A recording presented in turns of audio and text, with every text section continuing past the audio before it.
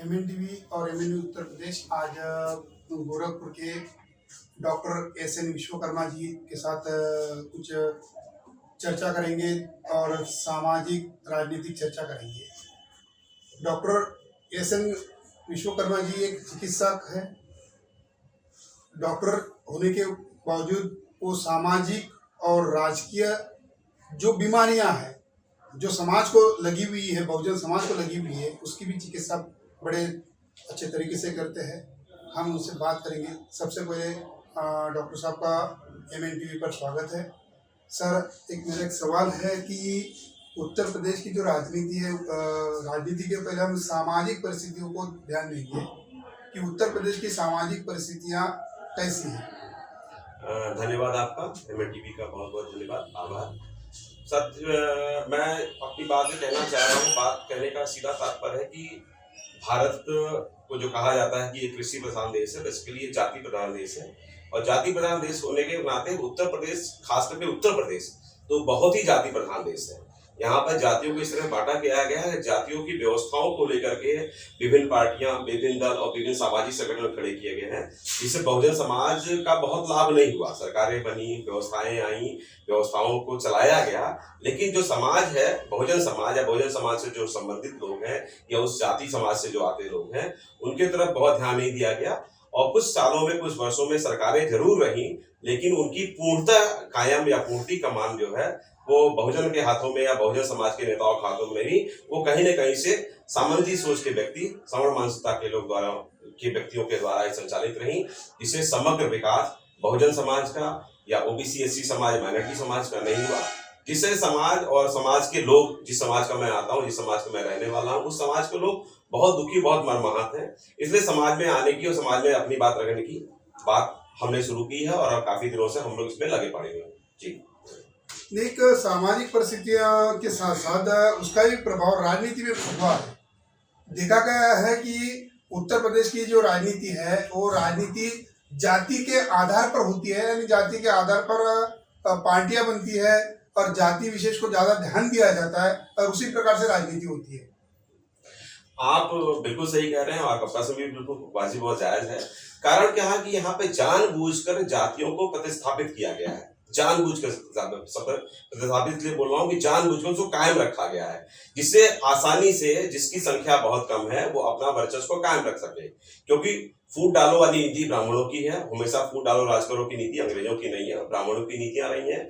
और इसी नीति पे चलते हुए कहते केवल कि अंग्रेजों की नीतियां, लेकिन वो उनकी नीतियां हैं। अगर फूट डालने की बात नहीं होती तो वो हिंदू की बात करते हैं, लेकिन हिंदू में इतनी जातियां, इतने धर्म संप्रदाय, इतने वर्ण भाग रखा है उन्होंने। इसका तात्पर्य कहाँ से है? इसका सीधा तात्पर्य यह है कि वो इस विचारधारा को दूसरे माध्यम से पोषित करना चाहते हैं, इस वजह से ये समाज बटा रहेगा और बटे समाज का टुकड़े का लाभ मैं लेता रहूंगा और शासन सत्ता में अपने आप को बनाए रखूंगा।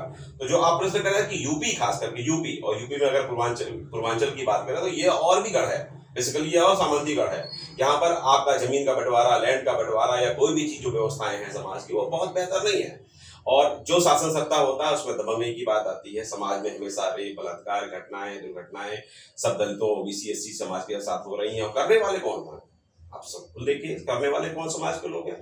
वही समाज के लोग हैं जो शासन सत्ता में बैठे हुए हैं, उनको ना किसी बात का डर है, ना किसी बात का भय है, खुलेआम घूम रहे हैं, अपनी बात रख रहे हैं।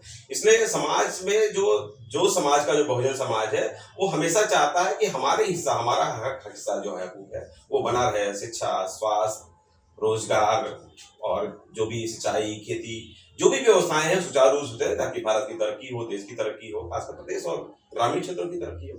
जी, धन्यवाद। एक और सवाल है कि जैसे एससी एसटी की आइडेंटिटी 1951 से बनी हुई है, उनकी अलग से जनगणना होती है और कहीं एससी एसटी पर जो अत्याचार होता है वो एक होमोजीनियस ग्रुप है, तो वो जैसे अन्य अत्याचार होता है वो रास्ते में उतर आते हैं।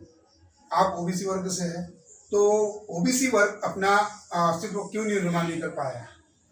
कारण क्या कि बाबा साहब अम्बेडकर ने जब बात किया था, आर्टिकल 340, 41, 42 का निर्माण किया, उसके तहत ओबीसी, एससी और एसटी का बात कहा, आयोग बनेगा। तो शेड्यूल कास्ट का नेतृत्व बाबा साहब तो पूरा बैकवर्ड का नेतृत्व कर रहे थे, इसके लिए शेड्यूल का नहीं कि बैकवर्ड का नेतृत्व। लेकिन जो उस जमाने के बैकवर्ड जो नेता थे वो बहुत चीजों को समझ नहीं पाए। वो तो बाबा साहब को उन्होंने दलितों का नेता कह दिया, तो दलित समाज तो उनको उनके शेड्यूल को एक्सेप्ट कर गया। उसने कहा शेड्यूल कास्ट, मतलब शेड्यूल कास्ट में जितनी जाति है, तो उन्होंने कहा मैं शेड्यूल कास्ट हूँ, कोई जाति का नाम नहीं लेता। शेड्यूल ट्राइब की बात है, उसने कहा कि मैं शेड्यूल ट्राइब उस जाति का नाम नहीं लेता। लेकिन उस जमाने के जो नेता थे, इनको बाबा साहब को ही दलितों में खांचा बांधकर ओबीसी को किनारे कर दिया, और ओबीसी की जो जातियां थी वो अलग थलग पड़ गई, और उस जातियों को गुमराह करने के लिए उसके तथाकथित नेता तैयार किए गए, उस वर्ग से तैयार किए गए, ताकि इनको अलग अलग से भुनाया जा सके, एक एक पद एक एक कुर्सी लेकर के। इस वजह से समाज को जो दिक्कत हो, और उसके बाद हुआ क्या कि ओबीसी जो कि बहुत बड़ा तबका है, 52% है आसपास, 52% से लेकर 56% तक है ओबीसी का समाज। लेकिन ओबीसी का समाज बिखरा हुआ, वो कहता कि यादव की लड़ाई यादव लड़ेगा, लोहार की लड़ाई लोहार लड़े, कहाँ की लड़ाई कहाँ लड़ेगा, चमार की लड़ाई चमार ही लड़ेगा, कहने का उसके दिमाग में भरा हुआ है। और एससी में है, तो एससी तो एकजुट हुआ, उसने अपना फोरम बनाया, फोरम को लगा लेके चला भी, और बेहतर चला, और उसी वजह से जन जागृति भी हुई। लेकिन ओबीसी समाज अभी भी बहुत अच्छी तरह से जगह नहीं हुआ है, वो कहीं पर हर समाज पार्टियों में बैठा हुआ है।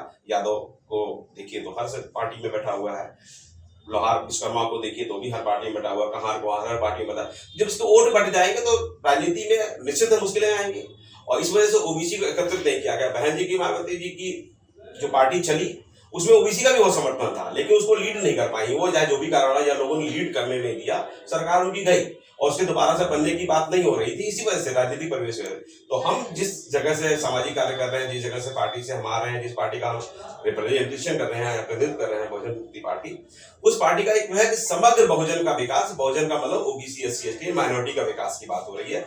और हम सत्ता परिवर्तन की नहीं, हम व्यवस्था परिवर्तन की बात कर रहे हैं। सरकारें आ रही हैं, जा रही हैं, सरकारें चल रही हैं, लेकिन समाज में जो घटनाएं सामाजिक मुद्दे हैं, वो शिक्षा का, स्वास्थ्य का, रोजगार का, बलात्कार का, घटनाओं का, छिनैती का, डकैती का, मारपीट का, हड़पने का, लिंचिंग का, ये खत्म नहीं हो रही है, दिन प्रतिदिन बढ़ रही है। इस वजह से समाज में बहुत रोष है, और समाज ये चाहता कि किस तरह से भी समाज को हम आगे लाएं, और लाने में बहुजन मुक्ति पार्टी बहुत अच्छी जगह पे अपना स्थान रख रही है। और अभी पिछले 9 तारीख को एक रैली हुई जो बेहद प्रदर्शन रहा उसमें, और हम लोग बढ़ चढ़ के भाग लिए, और रैली सफल रही है।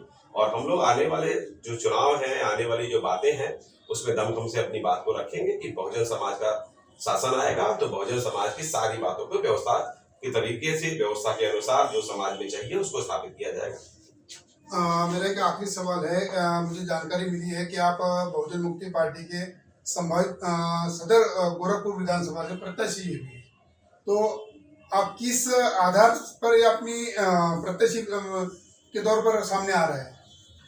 देखिए, कारण क्या है, समाज में कार्य करते हुए, समाज में रहते हुए, समाज में भी चलते हुए लगता है कि बहुजन समाज का रिप्रेजेंटेशन किया जाए। तो चूंकि गोरखपुर सदर से चुनाव लड़ने की बात थी, बहुजन मुक्ति पार्टी की तरफ से मुझे कहा गया, तो मैंने एक संभावना बनाई कि मैं चुनाव लड़ूंगा यहाँ से।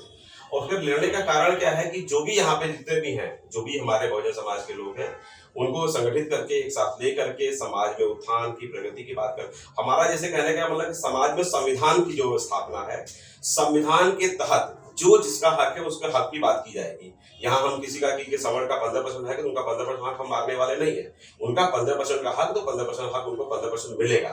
लेकिन जो 85% का हक है हमारे समाज का होता है, उसमें हम चाहेंगे कि मेरे समाज का रिप्रेजेंटेशन हो, ओबीसी एसटी एंड माइनॉरिटी का जो भी रिप्रेजेंटेशन होना चाहिए। और संविधान को ताक पे रख के सरकारें जो काम करें, इस वजह से चुनाव लड़ने या चुनाव मारने का मन बना। अगर सरकारें बेहतर काम करती तो चुनाव लड़ने की कोई मंशा ही नहीं होती।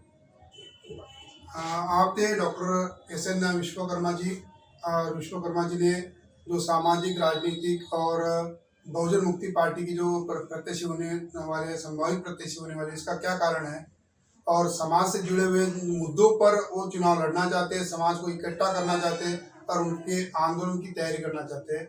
आप देखते रहिए MN TV। धन्यवाद।